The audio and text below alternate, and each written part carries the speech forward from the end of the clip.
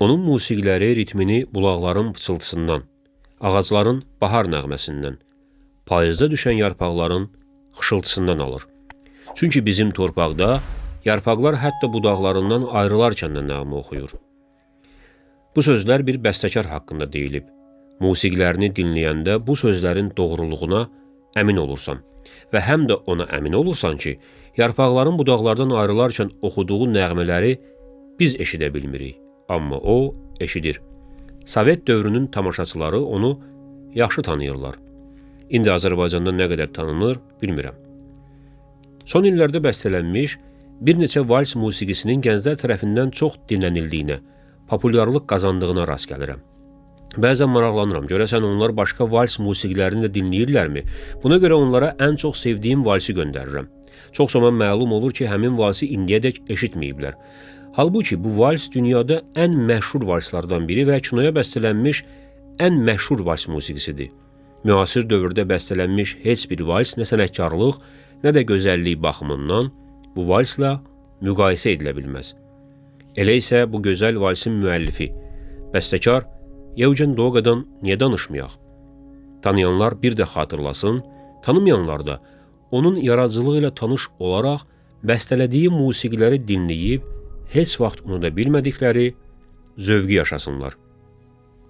Əslən Rumun olan bu ecazkar bəstəkar 1937-ci ilin ilk yaz günü mart ayının birində Moldovanın Rivnitsa rayonunun Mokra kəndində dünyaya gəlib.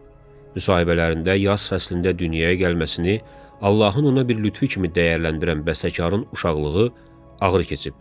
Ailə çox kasıb olsa da yeganə övladlarını həmişə sevgi ilə əhatə edib. Ata-anasının sevimlisi olan bu balaca oğlanı, qonşuları, həmyaşıdları Jenya çağırarmış. Uşaqlara xas olan maraq hissi ilə hər şeylə maraqlanan Jenya olduqca dəcəlmiş. Bir dəfə o evlərinin arxasında olan ot tayasını yandırır və oturub alovun şölələnməsinə heyrətlə tamaşa edir. Atası oğlunun bu nadinc hərəkətindən möhkəm hiddətlənsə də onu cəzalandırmır. Amma hiddətini də boğa bilməyib, balaca Jenyaya deyir: "Səni elə burada da bastıracağam." Jenya atasına təəccüblə baxıb soruşur: "Ata, bəs yastıq qoymayacaqsan?" Oğlunun bu cavabından ata qəhqəhə çəkib gülür və bütün hirsi soyuyur. Amma həyat onların bu kasıb ailəsinə sevgi dolu günləri çox görür. Amansız 2-ci Dünya müharibəsi başlayır. Ata cəbhəyə yollanır və bir müddət sonra onun cəbhədə həlak olması xəbəri gəlir. Anası ailəni dolandırmaq üçün gecəsini gündüzünə qataraq işləməli olduğundan balaca Jenyanın tərbiyəsi ilə bir müddət nənəsi məşğul olur. Bir dəfə onların kəndlərinə konsert vermək üçün orkestr gəlir. Hamı kənd klubuna yığışır. Onlara maraqla baxan və diqqətlə dinləyən Jenya həmyaşıdlarına təəccüb və narazılıqla deyir: "Onlar musiqi çalırlar, amma heç kim rəqs etmir. Həm də axı niyə o kişi əlindəki çubuqla bu qədər adamı hədələyir?" Demə balaca Jenya dirijoru nəzərə tuturmuş. Elə bu konsertdən sonra Jenyada musiqiyə qarşısı alınmaz maraq, istək yaranır. Məktəbdə fizika dərslərindən öyrəndikləri sayəsində özü üçün bir radioda düzəldir və onunla müxtəlif radio dalğaları dinləyir. Günlərin birində radioya əlavələr etmək, onun görünüşünü dəyişmək istəyir. Amma bilmir ki, radiosuna etdiyi bu dəyişiklik onun gələcək həyat yolunu müəyyən edən dəyişiklik olacaq. Radiosuna əl gəzdirəndən sonra Jenya dilxor olur. Əvvəl qulaq asdığı dalğaları daha tutmaq olmurdu, təkcə Kişinyovda yayımlanan dalğadan başqa. O da məcbur qalıb Kişinyov radiosunu dinləməyə başlayır. Bir gün radioda verilən elan onun üçün göydən düşmə olur. Elandan öyrənir ki, Kişinyovda musiqi məktəbinə qəbul başlanır. Jenya Kişinyova getmək qərarına gəlir. Jenyanın yaşadığı kənddə musiqinin nə qədər çox sevsələr də, heç kim musiqiçi olmaq haqqında fikirləşmirdi. Bəstəkar öz xatirələrində qeyd edir ki, həmin vaxtlar onun həmyaşıdları ya mexanik olmaq istəyirdilər, ya da aqronom. Amma yeniyetmə Yevgen musiqiçi olmağı qət etmişdi.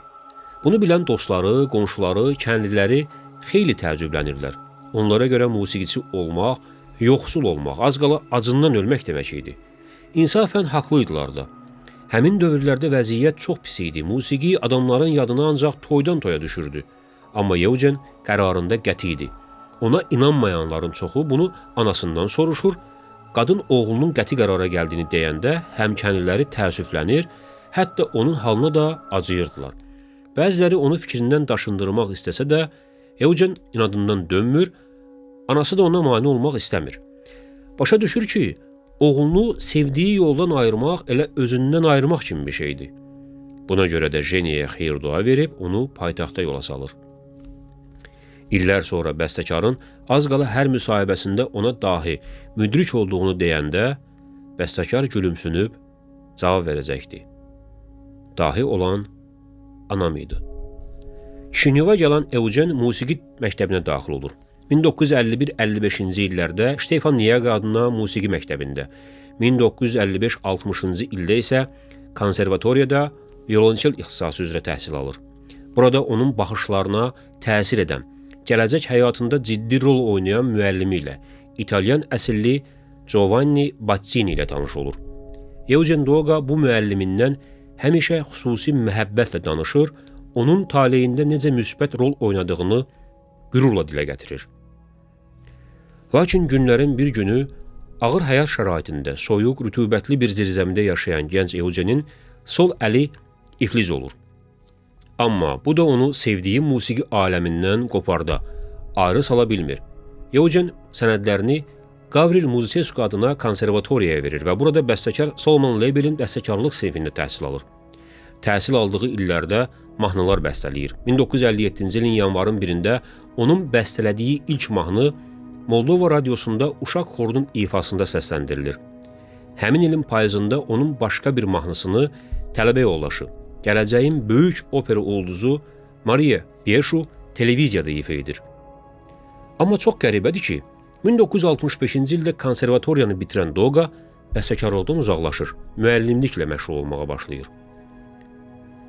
Adi günlərdən birində tramvayda gedərkən qəribə görkəmli bir kişi yaxınlaşıb Eugen Doga olub-olmadığını ondan soruşur. Doga başa düşür ki, yaxınlaşan şəxs onu tanıyır. Həmin şəxs onun qolundan tutub amiranə tonda qulağına deyir: "Mənimlə getməlisən." Doga onun təhlükəsizlik orqanı əməkdaşı olduğunu hesab etdiyindən fikirləşir ki, etiraz etməyin mənası yoxdur. Tramvaydan düşüb onunla gedir. Həmin şəxs Doganı çəkiliş pavilyonuna gətirir və amiranəliyini pozmadan Dogaya çəkdikləri film üçün musiqi yazmalı olduğunu deyir. İllər sonra bunu əziz xatirələrindən biri kimi xatırlayan Doga bu şəxsin sonralar məşhur olacaq rejissor Georgi Vodi olduğunu və çəkdiyi ilk filmi olan Mühafizəçi Axtarılır filminə bəstəkar axtardığını qeyd edir. Doga ona 2 ildən çoxdur musiqi yazmadığını, ümumiyyətlə kino musiqisi yazmaq haqda təsəvvürünün belə olmadığını deyəndə, rejissor əli ilə bütün çəkiliş heyətini göstərərək gülə-gülə deyir: "Narahat olma, biz elə hamımız sənin kimi naşıyıq." Beləliklə, Doganı filmi üçün musiqi yazmağa razı sala bilir.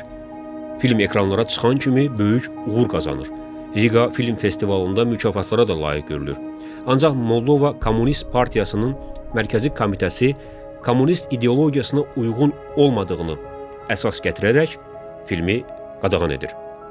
Qadağan olunmasına baxmayaraq, Doganın bu film üçün kilsə üslubunda yazdığı maraqlı və fərqli musiqi tamaşaçıların çox xoşuna gəlir.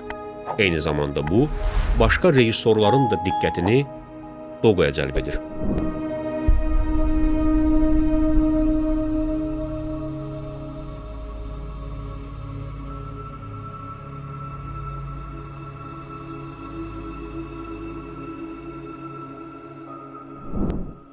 ...1971-ci ildə bəstəkarın yolu istedadlı rejissor Emil Latyan ilə kəsişir. Onların birinci işi rejissorun 1971-ci ilə çəkdiyi Lautarlar filmi olur və həmin gündən əməkdaşlığa başlayırlar. Doga filmlərə musiqilər yazdığı 1967-ci ildən bu sahədə fəaliyyəti fantastik dərəcədə məhsuldar olmağa başlayır. 60-70-ci illərdə Moldova Film Studiyasında çəkilən filmlərin əksəriyyətinin bəstəkarı Doga idi. Doganın bu sahədə məhsuldarlığı o həddə çatır ki, studiyada zarafatla ona deyirdilər: "Bəlkə Moldova Film Studiyasının adını dəyişib Moldova Film Studiyası edək." Emil Latyan ilə Dogaya böyük şöhrət gətirən iş isə ekranlara çıxdığı gündən saysız hesabsız mükafatlara layiq görülən SSR-də 60 milyondan çox tamaşaçının baxması ilə Sovet kinoprokatının liderinə çevrilən və mənim də çox sevdiyim Çadır, başqa adı ilə desək, Köç Səmaya Qalxır filmi olur. Yeri gəlmişkən, bunu da qeyd edək ki, Doqa həmin illərdə təkcə filmlərə musiqi bəstələmir. Musiqinin başqa janrlarında, məsələn, kvartet, balet, opera, simfoniya, romans, vals, mahnı və s. də yazıb yaradırdı.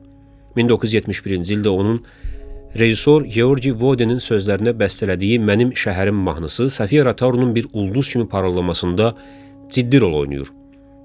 Rotaru bu mahnı ilə 1973-cü ildə Bolqarıstanda keçirilən Qızıl Orfey müsabiqəsində birinci yeri qazanır. 1978-ci ildə rejissor Emil Latyanu Anton Çexovun əsəri əsasında o zamanı dram filmini çəkir. Latyanunun bir qızıl qaydası vardı.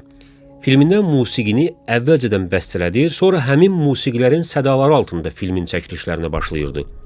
Sovet prokatında Mənim zərif və mehriban vəhşim kimi gedən filmdə də qayda dəyişilməz qalır. Latyanu Doqadan xahiş edir ki, filmin musiqisi əvvəlcədən hazır olsun. Doqa dostunun istəyini müəyyən qədər yerinə yetirir, bəzi musiqiləri bəstələyir. Bir gecə rejissor bəstəkardan səhər çəkiləcək səhnə üçün yazılan musiqini hazır etməsini tələb edir. Halbuki Doqa musiqini hələ yazmamışdı. Rejissorla bəstəkar arasında buna görə qismən narazılıq yaranır.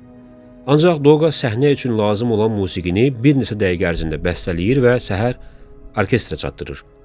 Musiqi ifa ediləndə isə bütün çəkiliş heyəti qulaqlarına inanmaq istəmir. Baş rol ifaçısı Galina Belyayeva elə bilir bu hansısa klassik bəstəkarın əsəridir. Amma ona deyəndə ki, musiqi ötən gecə özü də bir neçə dəqiqənin içində yazılıb, heyrət və təəccübdən içini çəkir. Həmin gün çəkilişdən sonra filmin heyəti çəmənlikdə əyləşib dəfələrlə bu gözəl musiqini dinləyir. Lakin onlardan heç kim bu valsın tezliklə dünyanın ən məşhur valsi olacağını bilmirdi. Xoşbəxt olmağı istəyən, bu arzu ilə yaşayan bir qız. Ancaq nə qədər çox istəsə də çata bilmədiyi, dəli kimi can atdığı, reallığa çevrilməsini arzuladığı xəyalları yox olan bir qız. Bu vals onun üçündür, məhz onun üçün. O ümidlər, o arzular günlərin birində murdar qəlbli adamların, daxilində işıq olmayan, ancaq özünü mələk sifətində göstərən şəxslərin əli ilə şüşə kimi çilik-çilik olur. Və biz bu valsda sanki o çiliklənmənin səsini eşidirik.